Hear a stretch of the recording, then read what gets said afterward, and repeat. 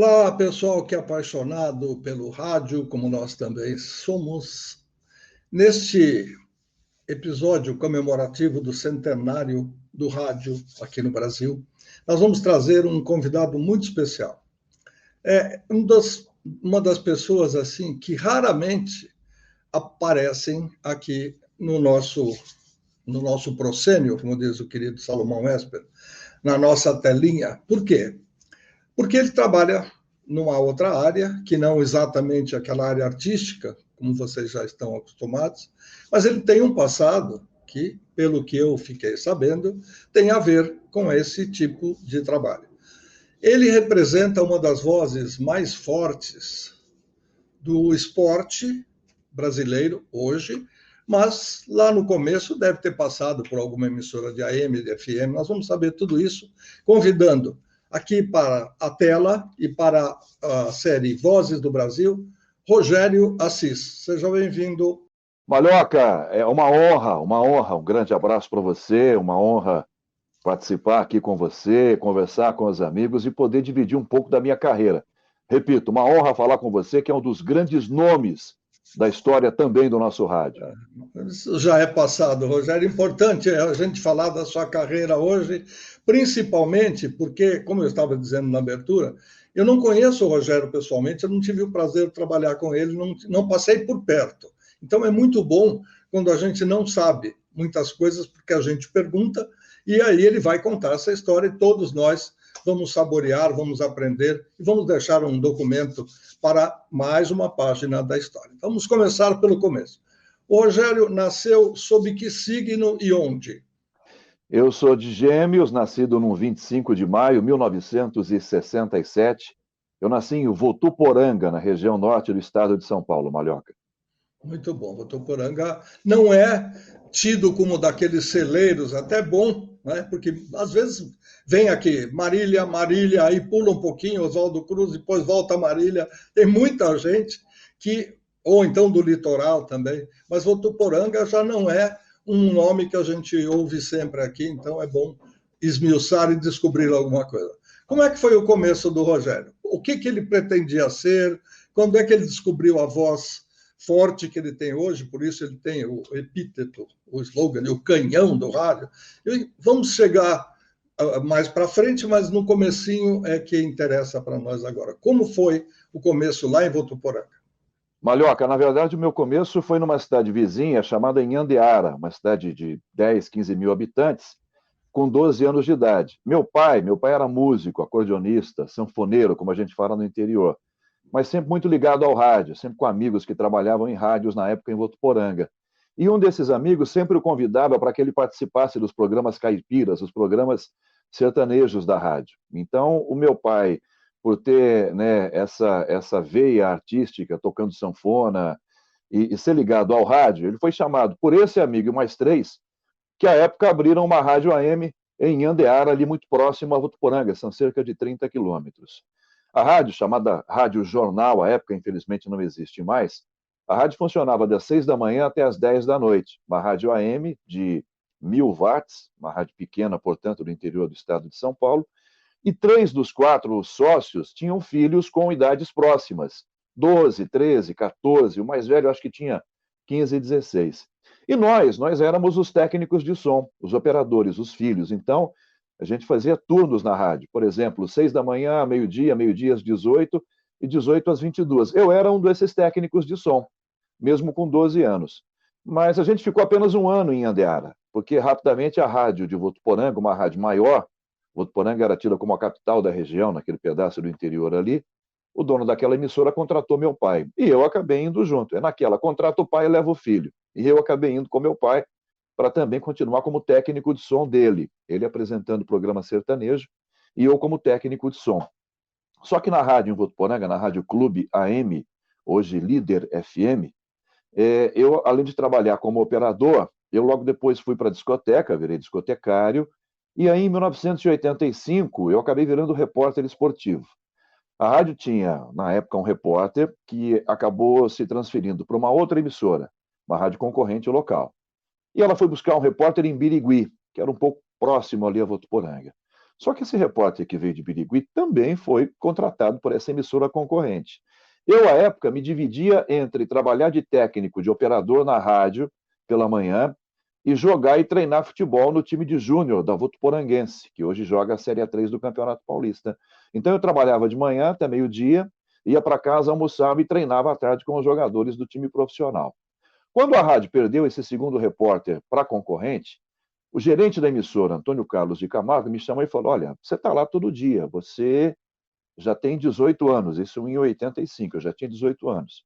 Você pode começar como repórter. Me deu um gravador à época, né, com fita cassete, enfim, e me mandou para o estádio para que eu fosse repórter. Então, a partir daquele momento, eu já não era mais técnico de som, eu ganhei uma promoção. Eu saí da técnica para virar repórter, ou seja, passei a estar no microfone. Eu tinha algumas poucas experiências com microfone, até porque a lei trabalhista não permitia, à época, que menores de idade falassem no rádio. Mas eu já tinha alguma coisinha, sempre gravava alguma coisinha lá meio que escondido e ia para o ar. E aí eu comecei como repórter, só que, Malhoca, foi duro conseguir uma entrevista no time, porque como eu estava lá todo dia, jogando e treinando com os jogadores, eles achavam que eu estava brincando com eles. Quando eu apareci no primeiro dia, no segundo, no terceiro, no quarto, com um gravador. Eles não me davam entrevistas. E eles achavam que eu estava brincando. E eu voltava para a rádio todo dia sem nenhuma matéria. E o gerente, mas como é que você não consegue falar? Eles acham que eu estou brincando, que é uma brincadeira.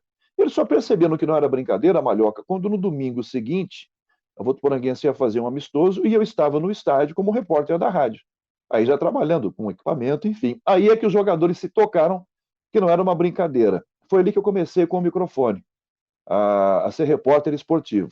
E fiquei em Votuporanga em 87, 88, em 85, 86, 87. Começo de 88 eu fui para São José do Rio Preto, também como repórter esportivo, para trabalhar na Rádio Brasil Novo à época. E para mim já era um grande salto, porque eu ia ser repórter do América, time que jogava a primeira divisão do Campeonato Paulista, ia conhecer o estado, ia viajar, ia ver jogadores que eu só via pela televisão, né? Jogadores de grandes clubes. Eu fiquei apenas 6 meses em Rio Preto. Logo depois fui contratado pela Rádio Brasil de Campinas. Fui trabalhar em Campinas também como repórter, isso na metade do mês de 88.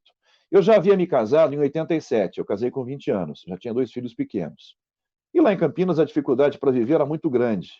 O dono da rádio de Votuporanga, que havia sido meu padrinho de casamento, me ligou no final de 88 dizendo: olha, eu estou precisando de um narrador. O Carlos Alberto, que era o narrador da época, tinha ido embora. Eu falei: mas eu não sei narrar, eu não sou narrador, eu sou... Não, volta para cá, dá um jeito. Me fez uma proposta muito boa, eu tinha 2 filhos pequenos, eu voltei a narrar. Melhor, voltei para Votuporanga, para começar como narrador. Malhoca, foi um começo tão dificultoso e tão ruim, que para você ter uma ideia, o meu primeiro jogo narrado foi 0-0, eu gritei gol numa bola que bateu na trave, de tão nervoso que eu estava, né? Porque eu não tinha nenhuma condição de ser narrador, né? Eu não conseguia, o nervosismo era muito grande. E no começo, para mim foi difícil, para a rádio foi difícil, porque ela viu que não emplacou. Eu tinha do outro lado, na concorrência, na rádio adversária da gente, um narrador que era o José Silvério, o Osmar Santos da cidade. Então imagine eu, um menino, né, competindo com alguém daquele tamanho. Era muito difícil, era complicadíssimo para mim. E eu tremi na perna, eu tremi na base, eu não tinha a menor condição de aparecer, né, de mostrar que poderia virar um narrador de futebol profissional. Foi muito estranho, foi muito ruim, tanto que a rádio desistiu da ideia. E eu voltei, na verdade, não para a reportagem, mas eu continuei na rádio um pouco mais, até que um dia uma rádio de Franca ligou lá na rádio querendo um narrador para acompanhar um jogo da Votuporanguense que interessava para a francana. Eu já não narrava mais, eu trabalhava no jornal, escrevia no jornal a página de esportes do grupo, e o dono da rádio não me mandava embora. E eu também não pedi demissão, eu fiquei lá, tranquilo na minha. E o dia que essa rádio ligou pedindo um narrador, a telefonista me indicou e eu falei com o dono da rádio de Franca, com o responsável à época, e eu acabei fazendo esse posto, né, no estádio lá em Votuporanga, e narrei uns 4 ou 5 minutos, sozinho, porque havia uma diferença de horário entre um jogo e outro, né? Um jogo lá terminou um pouco mais cedo e o de Votuporanga terminou um pouco mais tarde. Na segunda-feira, para minha surpresa, o rapaz da rádio me liga, querendo saber se eu poderia ir para lá, porque ele estava precisando de um narrador. Malhoca, eu até a época falei: poxa, tem alguém pior que eu, né? Porque se ele está querendo um narrador lá, significa que tem alguém pior que eu lá trabalhando com ele. Isso foi um alento para mim. acabei indo para Franca, Malhoca. Mas tem muito mais história pela frente ainda. Eu ia fazer, na verdade, um comentário dizendo que muita gente começou, quando você falou que estava lá com as pernas bambas e tal, muita gente teve um impacto porque foi jogado no fogo, mas às vezes isso é bom, porque é isso que dá aquela chacoalhada, você fala, ou vou ou não vou. Então, se você tiver medo, você arrefece, se não tiver, você vai em frente. Eu ia fazer esse comentário e depois procurar perguntar para você se você passou por FM, se você fez rádio musical, se você fez outro tipo de trabalho ou você já se encaminhou diretamente para o esporte. Concordo com você, Malhoca, concordo, porque eu talvez não tivesse desenvolvido, eu não vou dizer o dom, né? O dom a gente acho que nasce com ele, mas talvez eu não tivesse desenvolvido a capacidade de conseguir depois tentar me aperfeiçoar. Eu não me acho o melhor da história, mas eu sei exatamente o meu tamanho. E você tem toda a razão. Essas provas de fogo, assim, que a gente acaba sendo colocado, elas ajudam a gente a moldar, né, durante toda a trajetória, o profissional que a gente é e o profissional que a gente pode vir a se tornar. Você tem toda a razão.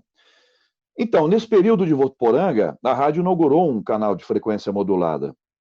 E eu, como tinha experiência com música sertaneja, sendo técnico de som do meu pai, eu me tornei o primeiro apresentador sertanejo da rádio, a Clube FM, inaugurada em 1987.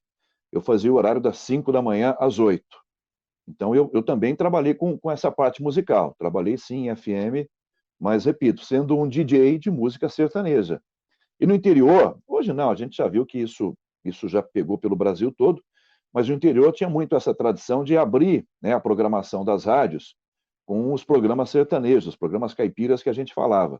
E eu fazia esse horário, de 5 da manhã até às 8, fazia esse horário. E depois, já em 87, como repórter efetivado da rádio, eu ia para o estádio para fazer a cobertura dos treinos e acompanhava o time viajando e fazendo jogos na época da divisão intermediária, que é hoje a segunda divisão do futebol paulista. Tive, sim, essa experiência com rádio, com parte musical, mas foi só com música sertaneja, não teve uma participação, eu não participei e não tive uma atuação como apresentador de programas musicais, programas de músicas variadas, não. Mas sempre gostei muito, e como programador que fui durante vários anos da rádio, modéstia à parte, eu conheço um pouco de música, o que imagino ser música boa, que é a música mais antiga, a música até dos anos 80, metade ou final dos anos 80, mesmo com MPB ou com outros artistas, eu sempre gostei e continuo gostando muito.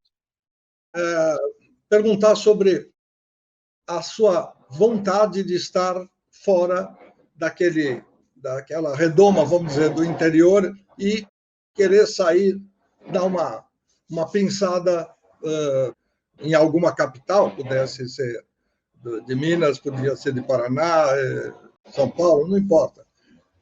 Como é que você saiu do casulo da Bolsa do interior? Sem nenhum demérito, mas o que é um trabalho que todo mundo vai desenvolvendo, chega uma hora e fala, ó, estou batendo com a cabeça no teto aí, não dá mais. Para ser sincero, Malhoca, eu nunca imaginei que eu pudesse trabalhar em uma rádio grande, um grande centro, uma capital como São Paulo, como qualquer outra, Rio, Belo Horizonte, enfim, Curitiba. Eu nunca me imaginei. Eu costumo dizer o seguinte, eu não tive sonhos, eu não sonhei. Primeiro que eu virei narrador de futebol praticamente por acaso. E depois daquele começo que eu falei, de 89, 90, em que eu comecei em Votuporanga e fui para Franca e continuei, eu só tive a noção exata de que eu era um narrador bom, de qualidade, a partir de 93, 94.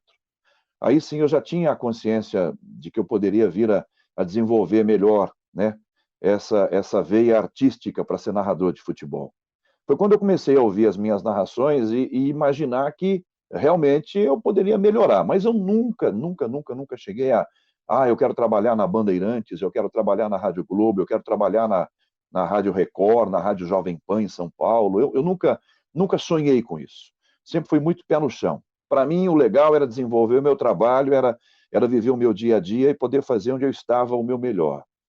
E eu acabei perambulando por várias rádios do interior, né? Depois de trabalhar durante muito tempo em Rio Preto, em todas as rádios de Rio Preto, eu acabei vindo para Limeira, na época, para desenvolver um projeto em 96, que era da Rádio Educadora, que teve o esporte arrendado, terceirizado, para acompanhar o basquete e para acompanhar o futebol à época com a Inter, com o Independente, mas o forte era o basquete. E tem até um fato curioso que eu conto muito quando eu converso com estudantes de jornalismo, gente que está querendo entrar no meio, que quando eu fui sondado por essa rádio de Limeira, a primeira pergunta feita pelo responsável pelo departamento era se eu transmitia basquete. Eu não transmitia basquete, eu não tinha a menor noção.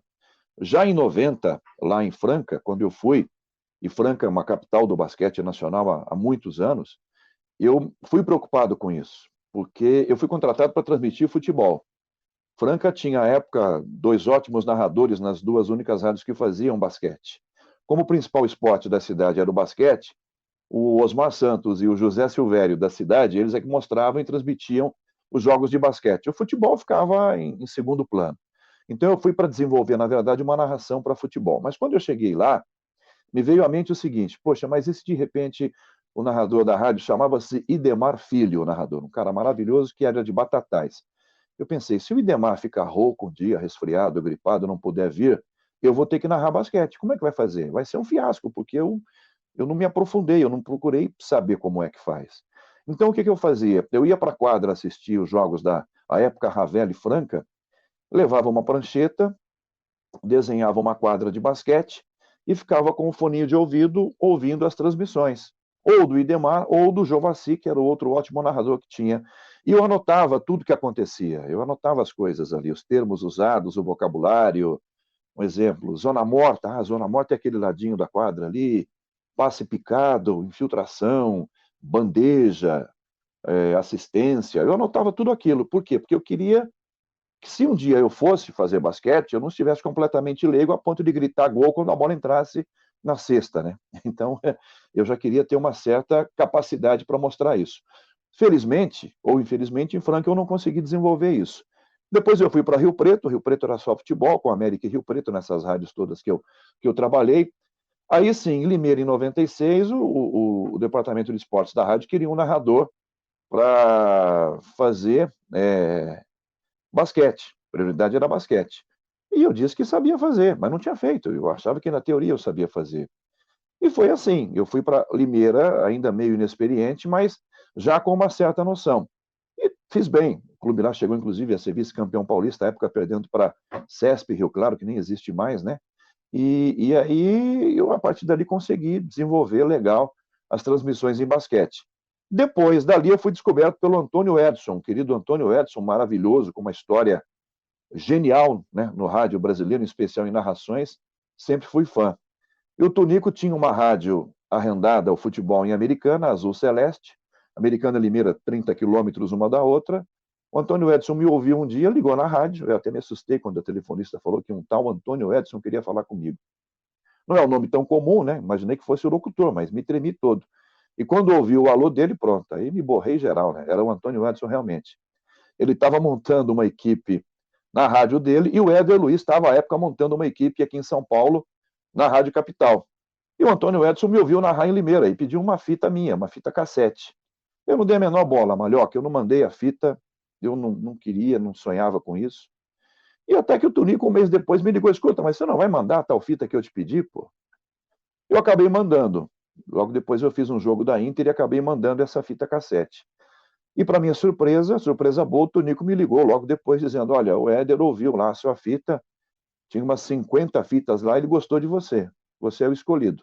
Depois eu vim para narrar em São Paulo na equipe da Rádio Capital, mas foi pouquíssimo tempo, e foi contratado pela rádio do Antônio Edson. Ele precisava de um narrador, acabei vindo para a Americana e acabei conciliando as duas, né? Porque o Tonico, enquanto ele não narrava na Capital, eu narrava em Americana. Então, quando ele estava escalado em Americana, eu ia para fazer jogos pela Rádio Capital. E foi muito bom, foi muito legal isso. Esse meu salto, que você destacou há pouco, né? Essa questão do garoto que quer vir para a cidade grande, ele aconteceu meio que por acaso. Eu não fiquei deslumbrado com isso, não. Puxa, era sensacional transmitir jogo numa rádio de um grande alcance como ela, e é a Rádio Capital até hoje, né? Mas eu não fiquei deslumbrado com isso, não. Tanto que depois eu acabei voltando por inteiro para a Americana para continuar trabalhando com o Antônio Edson. E aí vim de vez para São Paulo em 2000, porque eu continuava narrando para o Tonico e o Éder arrendou uma equipe na Rádio Educadora de Campinas, hoje Bandeirantes AM. O Éder arrendou o futebol lá, porque um patrocinador que ele tinha aqui em São Paulo muito forte havia vindo para lá, e aí ele teve que montar uma equipe para transmitir jogos na Rádio Bandeirantes de Campinas, na Educadora na época. E me contratou. A equipe, eu, André Henning era repórter, o Ligeirinho fez com a gente, Eduardo Luiz, maravilhoso Ligeirinho, saudoso, um gênio, Marquinhos Luiz, filho dele, enfim, Pedro Luiz Júnior, falecido Pedro Luiz Júnior, filho do querido Pedro Luiz também, e o Choquito, o Luiz Alexandre Rodrigues, chefe de operadores da Jovem Pan, me ouviu em 98 e trouxe uma fita cassete. Choquito morava em Campinas. Trouxe uma fita cassete para o Seu Tuta na Jovem Pan. E à época a Jovem Pan não precisava, tanto que depois o Seu Tuta me contou, né? Olha, na época eu não queria. Ele tinha Silvério, Nilson, acho que Edemar, à época, Guedes, enfim, ele tinha 3, 4 narradores e não precisava de ninguém.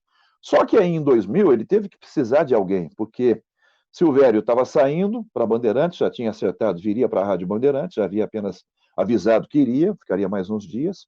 O Nilson César teve um problema de saúde, à época estava afastado, e ele só tinha o Vander e o Douglas Porto. Então o Seu Tuta procurou o Choquito e perguntou, olha, acha aquele narrador que você mostrou para mim há 2 anos atrás. E esse narrador era eu. Só que o que acontecia?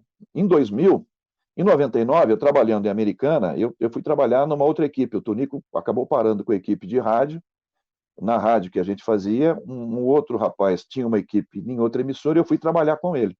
Só que quando terminou 99, ele me chamou para falar, olha, eu não tenho como dar aumento para você, né, em 2000, enfim, e eu estou pensando, eu preciso até reduzir o salário. Eu fiquei, pô, mas reduzir o salário, né? Na época não era novidade isso. Eu falei, pô, era novidade isso. Eu falei, puxa, mas reduzir. E dei tanta sorte que, à época, o presidente do Rio Branco de Americana era contador da rádio e frequentava muito a emissora. Ele ia entrar em 2000, e um dia a gente comentando lá, falei, pô, vou ter que parar, né? E ele comentando, pô, seria o presidente do Rio Branco, que legal, tal. Eu falei, eu vou ter que parar de narrar, porque Veronese disse que não vai dar aumento, enfim, e tal. Ele falou, pô, quer trabalhar no Rio Branco? Como assim? Eu falei, quer ser assessor de imprensa do clube? O clube nunca teve assessor de imprensa. Eu falei, topo. Eu com filho pequeno, enfim, para criar, não pestanejei, não pensei 2 vezes. Acabei indo e aceitei a proposta e fui para ser o primeiro assessor de imprensa do Rio Branco. E fiquei nesse intervalo de começo de 2000 até agosto de 2000, eu ficava fazendo free, ficava narrando para rádios aqui de São Paulo, narrei para a Atual, narrei para a Rádio América, Hélio Claudino, fazia algumas coisas para as rádios de Campinas. Quando não tinha jogo do Rio Branco, eu narrava jogos por essas rádios. Até que um dia, eu vim com o Antônio Edson fazer um jogo pela Rádio América, ou Atual, não me lembro qual, no Morumbi. Tonico morava em Americana e eu vim de carona com ele. Ele já me carregava nas costas há algum tempo, né? Me dava carona também. E eu acabei vindo com ele um dia, quando a gente entrou nas cabines ali do Morumbi, o Choquito, que eu sabia quem era, mas ele nem imaginava que ele soubesse quem era eu, o Choquito vinha em minha direção e falou, você não é o tal Rogério Assis? Eu falei, sou eu. Pô, estou te procurando faz um tempo. Seguinte, você pode ir na Jovem Pan amanhã tal? Eu falei, eu não posso ir amanhã, eu tenho que voltar para a Americana, trabalho no clube, não é possível, mas eu estou aqui semana que vem. Tinha um jogo do Rio Branco com o Palmeiras no antigo Parque Antártica. E eu acabei vindo na terça-feira com a delegação e na quarta pela manhã eu acabei indo até a Jovem Pan na Paulista. Quando eu cheguei na Paulista, eu fui recebido pelo Choquito, pelo Seu Tuta, e o Seu Tuta me recebeu, falou, pode estrear amanhã? Amanhã era uma quinta-feira, um tubo no jogo do São Paulo, 10 horas da noite, num jogo de Copa Sul-Americana, Copa Libertadores, não lembro. Estreiei no dia seguinte. Acabei ficando mais umas 2 semanas na Jovem Pan, aliás, no Rio Branco, e continuei na Jovem Pan até setembro de 2014. Quando eu brinco, a gente fez um acordo, né? Eu entrei com a bunda, eles entraram com o pé. O fato de você ter sido jogador de futebol, quando garoto, foi decisivo na escolha do seu trabalho para a área esportiva ou você pretendeu fazer alguma outra coisa?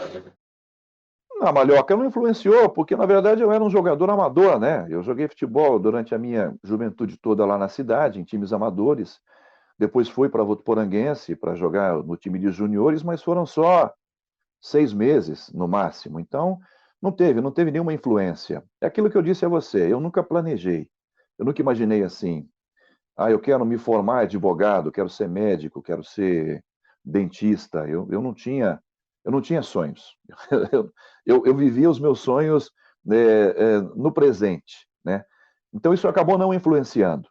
O que pode ter influenciado indiretamente é o fato de eu estar ligado ao futebol e a rádio me chamar, à época, com o gerente, o Camargo, dizendo, olha, já que você está lá, né, quebra esse galho aí, vai lá entrevistar os jogadores. O que eu acho que a época para a rádio seria um quebra-galho. Vamos testar o menino. Deu certo ou não deu, mas se não deu, a gente vai usando até a hora que a gente pode. Então não teve, não, Malhoca, nenhuma influência direta do futebol, de ter jogado futebol mesmo de forma amadora, depois ter me tornado repórter e, na sequência, narrador. Depois de vir para São Paulo, já fixou a sua residência, já achou que aqui era o seu caminho? Teve alguma oportunidade ou alguém pediu para você retornar ao velho esquema ou você decidiu que de São Paulo não sairia mais? Quando eu cheguei à Jovem Pan, em 2000, eu já percebi que eu tinha condição de continuar, de me estabilizar e de permanecer, pelo menos na Jovem Pan. Não tinha nenhuma perspectiva de, daqui eu saio para ir para Bandeirantes, para Globo, para TV ou para algum lugar.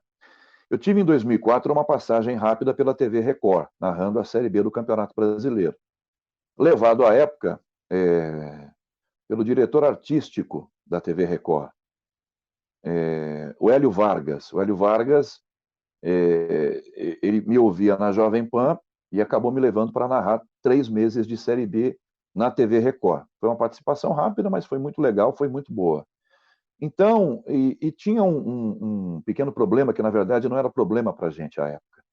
O seu Tuta, ele valorizava demais, né, os profissionais que trabalhavam com ele. Então, a gente vivia meio que numa redoma, ninguém chegava perto, porque a gente sabia que nós éramos muito valorizados. Então, era difícil uma proposta.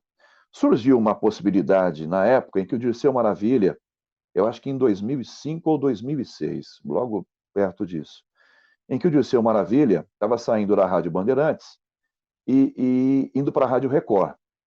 Eu estava um dia no Morumbi fazendo um jogo do São Paulo e o Silvério foi até a cabine da Jovem Pan. Isso bem antes do jogo, né? Eu chego muito cedo ao estádio ou ao estúdio para trabalhar, o Silvério também, e o Silvério foi até a cabine da Pan dizendo que queria conversar comigo. E aí ele falou, olha, o Dirceu Maravilha está saindo, e a gente está precisando lá de um narrador, enfim, e todo mundo falou muito bem de você, se você aceita conversar. Eu falei, claro que eu aceito, Zé, claro, não tem problema algum.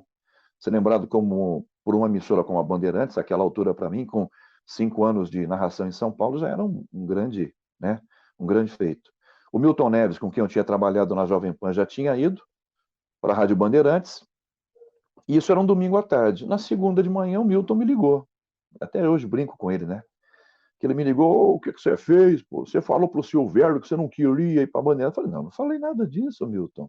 Eu disse que sim, gostaria de conversar, enfim, tenho hoje uma carreira sólida, uma condição sólida na Jovem Pan, mas isso não me impossibilita de conversar com uma rádio do tamanho da Bandeirantes. Eu não sei o que o Silvério falou lá para o Carbone. O Carbone vai almoçar agora, ele e o Patrick vão almoçar com o primo do Osmar Santos, lá da Rádio Globo. Vamos ver se eles não acertam com eles, se não acerta com você. E era com o Ulisses, né, que acabou acertando. Né? Que bom, porque o Ulisses é um ótimo profissional também. Então teve essa sondagem à época, enfim, teve esse meio que telefone sem fio, né, entre o Silvério levar o meu recado para o Carbone e não.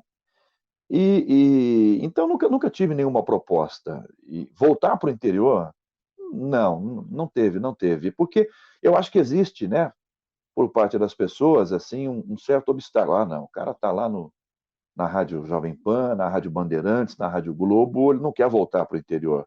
Porque eu acho que é meio ilusório isso. Eu, por exemplo, posso falar por mim, é óbvio, né? Eu não vejo nenhum problema em voltar para minhas raízes, para o interior. Eu preciso estar bem, convivendo bem e me sentindo bem. Se isso é o primordial para mim, pode ser em qualquer lugar, né, Malhoca? Eu li que você é um estudioso, se não um especialista, na área de som, de áudio. E isso mexe muito comigo, porque eu sou um apaixonado. Já falei várias vezes aqui que eu sou um sonoplasta frustrado, etc, etc. Fala um pouco tem esse lado seu que não aparece muito no rádio, a não ser quando alguém conversa a respeito.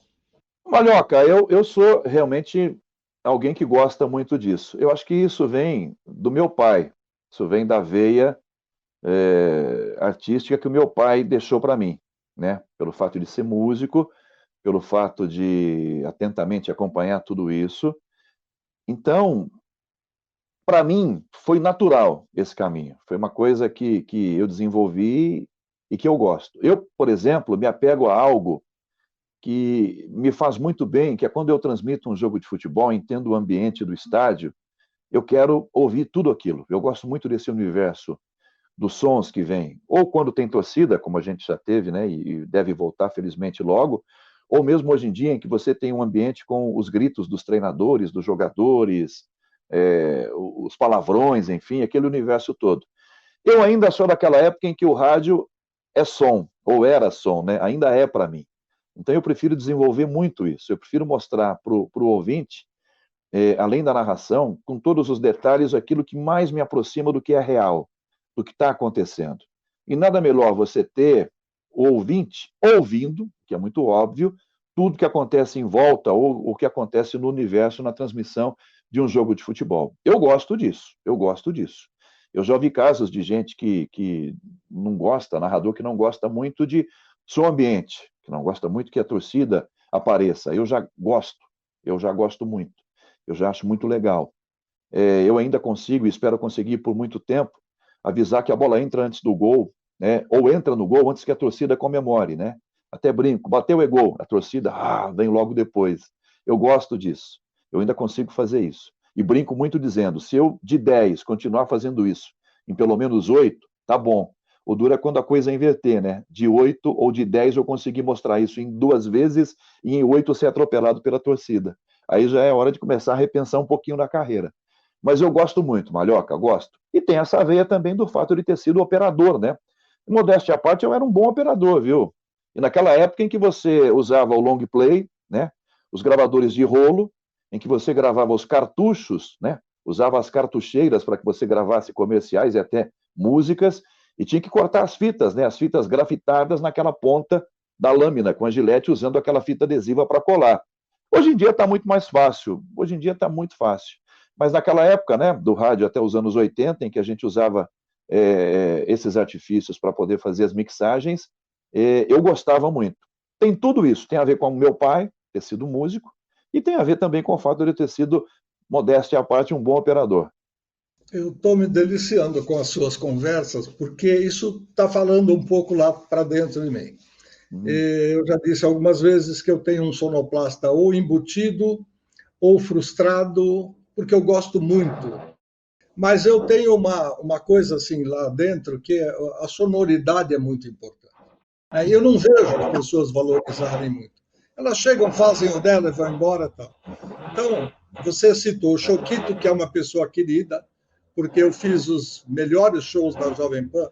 Não sou repórter, nunca fui, mas o Tutinha me mandava ir lá para o FM para fazer essas coisas e eu acabava indo. Depois eu trabalhei numa área que não sei por que caiu no meu colo, que era de vinheta, a de sonorização, a de cuidar da plástica. Aí eu comecei a ter certeza que a embalagem era uma coisa muito importante.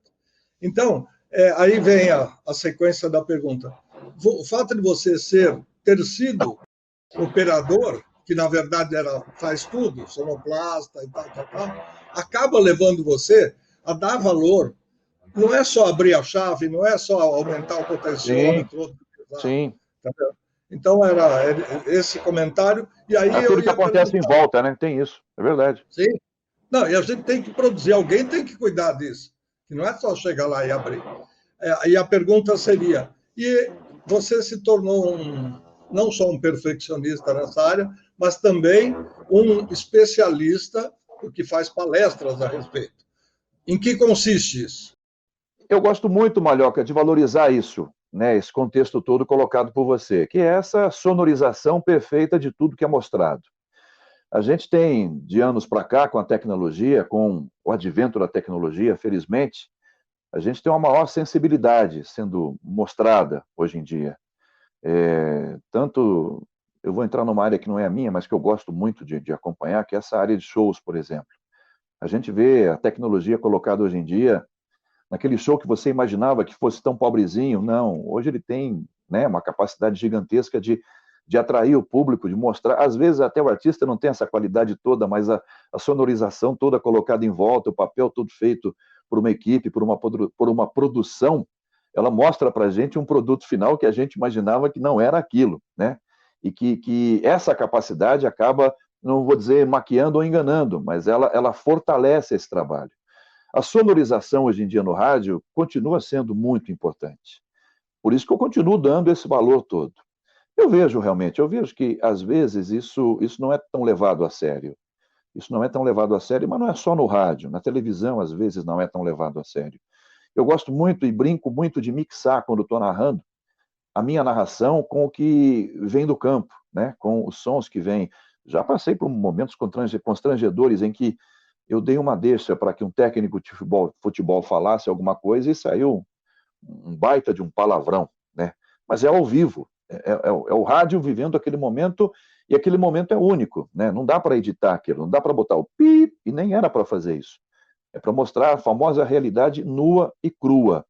Então, quando eu converso com pessoas, quando eu converso com gente da área, quando eu converso com jovens, para mostrar não só a minha trajetória, e eu não quero servir de referência para ninguém, o que eu quero é deixar um legado e mostrar para eles que a gente tem que valorizar tudo isso. Eu sempre costumo pegar no pé e brinco com os meninos lá na rádio, felizmente muitos deles me ouvem ainda e procuram conversar comigo, em que eu procuro deixar algumas dicas, algumas orientações. Eu posso estar errado, mas é a minha opinião. E eu sempre digo o seguinte, olha, procura filtrar, procura ouvir não 2, mas 10, 20 lados diferentes, para você conseguir filtrar aquilo que pode ser útil a você, né? Não se deixe levar pela empolgação, não se deixe se iludir pelo primeiro e único comentário. Procure saber como é, procure ouvir outras pessoas, para que você possa fazer uma filtragem e usar aquilo que é fundamental a você.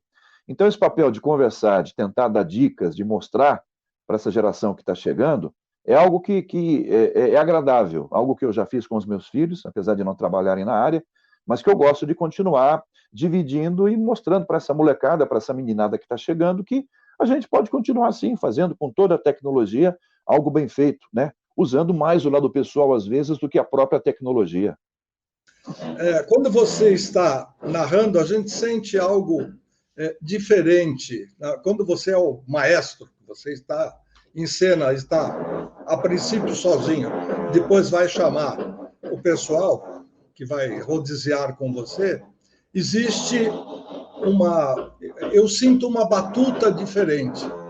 Você se acha assim o maestro na hora da narração, na sua escala, no dia da sua escala? Eu não me acho maestro. Eu sou o que fala mais, né? O narrador é o que fala mais. Acho que 90%, ou um pouco menos que isso, um pouco mais, numa jornada ou numa transmissão esportiva, em especial com bola rolando, o matraca é o narrador, é o cara que fala mais. Mas eu não me acho, primeiro que eu não me acho mais importante que os outros. É um trabalho em equipe, né? Eu preciso de todos os outros que estão comigo. Eu preciso do técnico de som que liga o equipamento direitinho para que eu tenha e transmita com qualidade. Eu preciso do operador que está na mesa, que ele fique atento, que ele coloque as vinhetas na hora certa, que ele tenha um entrosamento comigo para encaixar uma vinheta ou alguma coisa, para que ele levante o som do ambiente do estádio. Eu preciso de um comentarista que esteja do meu lado em sintonia, para que ele não fale mais ou menos do que eu, para que quando eu o chame, ele tenha a capacidade de saber o tamanho, né, daquela interferência ou daquela colocação naquele momento. Os repórteres também. É um trabalho em equipe. Eu não acho mais do que, não me acho mais do que eles. Eu não sou mais do que eles. A gente vem, eu tenho 54 anos, e a gente vem de uma geração em que eu ouvia isso muito, né? O narrador é o principal de uma transmissão. Mas principal até que ponto? E aí eu levo em conta o seguinte, mas quem é o narrador? Eu levo isso em conta. Quem é ele? Que know-how, que capacidade, que gabarito ele tem para isso? Eu penso muito sobre isso. E sob a minha batuta, entre aspas, sendo um maestro dessa transmissão, eu procuro aconselhar quem está comigo. Os meninos em especial, eu sempre dou para eles um feeling daquilo que eu gostaria que fosse feito, né? Porque existem hoje em dia adaptações a determinados profissionais. Então, e não que o meu modo seja o perfeito, seja o ideal, mas é o modo que eu aprendi a fazer. E se eu estou fazendo esse modo há algum tempo, talvez ele tenha dado certo, ou não seja tão ruim assim. Então, eu costumo mesmo conversar com os meninos, costumo orientar, costumo mostrar, não para fazer do jeito que eu quero, mas do jeito que eu acho correto, do jeito que eu acho que a gente pode fazer. Eu aprendi, por exemplo, algumas coisas ouvindo narradores, desde a época de Osmar Santos, desde a época de Fiore, desde a época de Zé Carlos Araújo no Rio de Janeiro, do Alceu Bueno de Camargo, Valdir Amaral, Jorge Cury, gente que eu ouvia sem imaginar que um dia eu fosse narrar futebol, né? E sem imaginar que um dia eu fosse narrar futebol em rádios como Jovem Pan, como Bandeirantes, que eu estou hoje há 5 anos e com muito orgulho, com muito prazer. Então, eu peguei sem querer um pouco dessa escola, de vários estilos, de vários tipos, de vários formatos. O que eu tento fazer, dentro da minha capacidade, que é muito menor que a de todos esses citados, é transformar essa transmissão numa transmissão de um nível bom, de um nível que o ouvinte ouça, goste e que ele se sinta convidado a voltar no próximo jogo. Bom, a garganta no seu trabalho, na sua vida profissional, deve ser o órgão assim, mais importante, é a região que mais tem que ser preservada e cuidada. Como você faz para cuidar da garganta? E a pergunta tem um porquê. A primeira vez que eu ouvi, acho que o Silvério, eu ainda estava na Jovem Pan, gritar o espalma, rasgando o ar. E eu, como gosto muito dessa coisa de locução, de rising, falling, intonation, essas coisas todas, eu falei, poxa, como é que ele faz? Eu fiz uma vez, lá no meu escritório, e fiquei sem voz por 1 hora e meia. Como é que vocês conseguem fazer isso? Malhoca, eu acho até que eu devia cuidar muito mais da minha voz do que eu cuido. Eu sou meio relaxado para isso, lamentavelmente. Mas eu tenho sim meus cuidados. Frequento fono, não periodicamente, deveria muito mais. Aliás, já estou aqui me tocando para novamente marcar uma visita. Tenho alguns cuidados em especial no dia dos jogos, como não tomar refrigerante, não tomar café com muitas horas de antecedência, porque isso me dá salivação. É mais ou menos assim, eu estou narrando o jogo e às vezes, né? Muitas vezes no jogo não tem ponto final, não tem vírgula, um lance. Ele demora para terminar, para que você acione alguém, um repórter, um comentarista, peça o giro do placar, enfim, peça alguma coisa. Então, se eu estou narrando e eu não posso parar, imagine você, vai formando um rio aqui dentro da minha boca, né? Eu vou ficando com aquela saliva toda aqui e eu posso engasgar. Isso pode ser prejudicial, pode me fazer um grande mal. Então, coisa doce, refrigerante, café, enfim, isso me dá salivação. Então, eu evito. Goles d'água periódicos, né? Por exemplo, goles curtinhos para que apenas eu molhe as pregas vocais, né? Até o querido Menon, especialista na área, brinca. São pregas vocais. Quem tem corda é violão. Então eu costumo molhar muito. Tem alguma questão relacionada, por exemplo, à maçã. Eu sempre gostei de maçã, desde menino, desde garoto. Eu comia maçã, muitas maçãs. E eu descobri depois que a maçã ajuda muito na voz. Então eu mastigo a maçã. Eu só não como aquele carocinho, sabe aquele talinho? O resto, meu amigo, se bobear, até o caroço eu como. Eu mastigo maçã, como. Já adorava e depois que descobri que faz bem para a minha profissão, para a minha área, também. Sobre gritar, o Silvério é uma exceção. O Silvério, ele cochicha. Se você ficar perto dele na cabine, você mal consegue ouvi-lo. Eu conheço locutores que berram muito mais. Eu não estou dizendo que isso é defeito, que isso é qualidade. Cada um tem o seu estilo, cada um tem o seu jeito. E se é assim que ele faz, é porque é assim que ele consegue fazer. Eu também berro. Talvez menos ou mais do que outros, enfim. Mas é o jeito que eu consigo fazer. E você vai descobrindo aos poucos a moldar a sua voz. Você vai achando os caminhos ideais para que você possa fazer a narração em determinados tons que não te prejudiquem ou que não façam você perder a voz, né? Eu vou te contar uma passagem, até recente agora, nessa rodada última do Campeonato Brasileiro. Eu transmiti pela Rádio Bandeirantes Santos e Palmeiras, sábado às 4h30 da tarde. E no meio da tarde a gente foi surpreendido com o exame positivo, teste positivo para a Covid do Capelanes, que ia narrar São Paulo e Bahia às 7 da noite. O Ulisses ia fazer a final, como fez a final da Copa América, Brasil e Argentina, então a rádio não tinha quem narrasse São Paulo e Bahia. Quando o Capriotti me avisou, eu falei, Capriotti, eu faço o jogo do São Paulo. Pô, Canhão, tá falando, Capriotti, eu faço, fica tranquilo.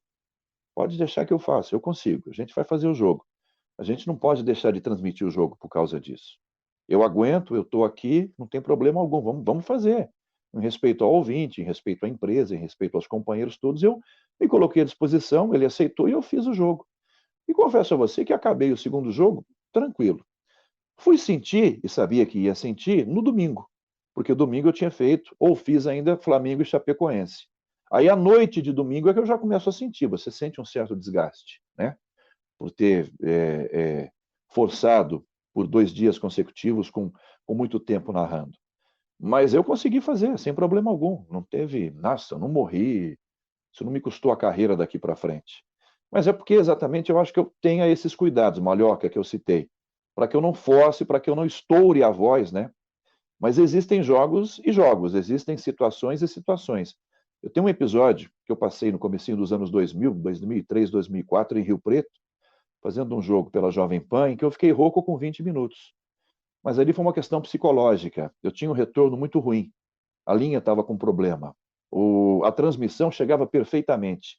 E o que ia para o rádio era perfeito. A minha voz, o comentarista, o repórter que estava comigo no estádio. Só que eu me ouvia muito mal e os ouvia muito mal. Eu ouvia muito mal. Uma qualidade de retorno péssima, que estava sendo ajustada. Só que enquanto ela não era ajustada, eu, no psicológico, como eu não recebia de volta algo de qualidade, eu imaginava que aquilo poderia estar chegando assim. E eu acabei ficando rouco. Com 30 minutos de partida, eu já não tinha mais voz e eu terminei o jogo narrando bola para o São Paulo, domina, lá vem Luiz Fabiano, toca, aqui a jogada. Eu terminei o jogo assim. Eu tive que narrar o jogo até o final nesse sacrifício. E foi algo que aconteceu, porque psicologicamente, para mim, o retorno não estava bom. E estava. E como é que eu consegui fazer isso? Né? Como é que eu não consegui administrar isso? Eu já passei depois por outras situações em que, já sabendo como era, o que eu fazia? Eu colocava num fone, de um lado, eu sintonizava uma rádio com música, ficava ouvindo música. No outro, eu ficava ouvindo a transmissão. Então, eu acho que aquele lado da música me distraía um pouco mais, né? E eu consegui desenvolver isso. Então, já depois eu consegui terminar transmissões, mesmo com qualidade ruim de retorno, usando esse artifício, usando essa mágica, Malhoca. É realmente uma mágica, né? Sem dúvida alguma, 2 fontes sonoras. Bom, tem uma, deixa eu só te falar uma, se você achar que vale a pena, por exemplo, até hoje, é uma coisa que eu adquiri na Jovem Pan, eu faço jogos de futebol ouvindo num ponto a TV e no outro o retorno, porque eu uso como guia os sons, que às vezes a rádio não consegue o ambiente do estádio, entendeu? Então eu uso como guia o ambiente. Por exemplo, eu não posso usar como guia o narrador da TV, primeiro, que ele narra muito mais lento do que eu, né?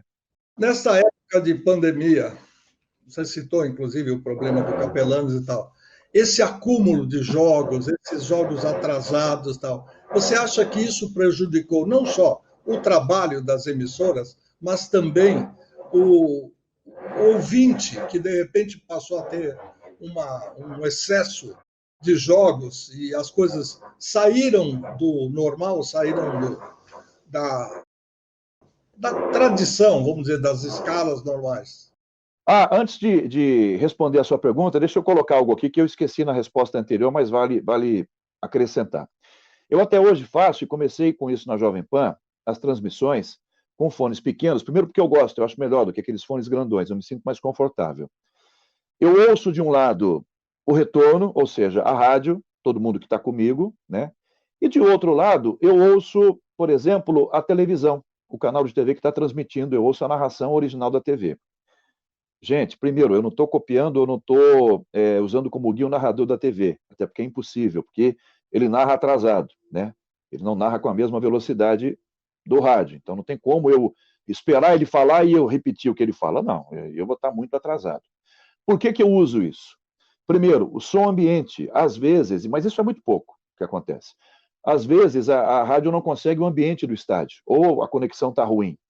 Então, eu uso o ambiente do estádio, vindo pela TV, para me guiar. Porque a imagem, e basta a gente olhar para uma televisão, e eu vou citar um caso aqui. Teve um episódio na Jovem Pan que eu transmiti um jogo ao lado do Flávio Prado, no estúdio, ouvindo num ponto a televisão, num fone a televisão. E nenhum deles sabia que eu fazia isso.